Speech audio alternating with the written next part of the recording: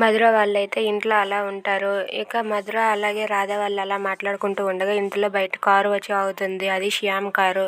అది చూసి రాధ అలాగే మధుర వాళ్ళు శ్యామ్ వచ్చేసాడని అనుకుంటూ ఉంటారు. ఇక శ్యామ్ అయితే ఫుల్గా తాగేసి ఇంట్లోనికి వస్తాడు. అది చూసి ఇంట్లో వాళ్ళంతా ఒక్కసారిగా షాక్ అవుతారు. రాధ కూడా ఏంటండి ఇలా చేశారని చెప్పి అడుగుతుంది. అయినా సరే శ్యామ్ మత్తులో ఉండి పడిపోతే రాధ పట్టుకొని ఏమండి ఆగండి అని చెప్పి శ్యామ్ పడిపోకుండా రాధ గట్టిగా పట్టుకుంటుంది.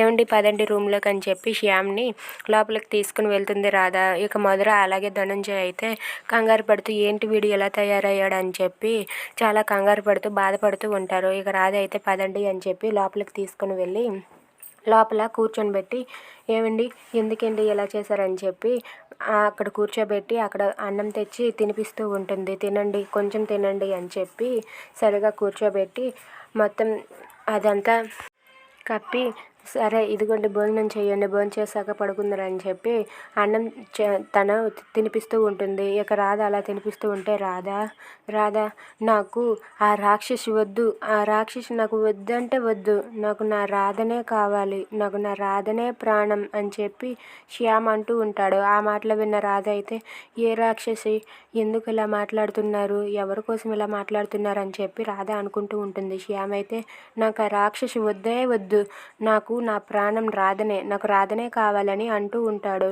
If you like this video please like, share and subscribe. Thanks for watching.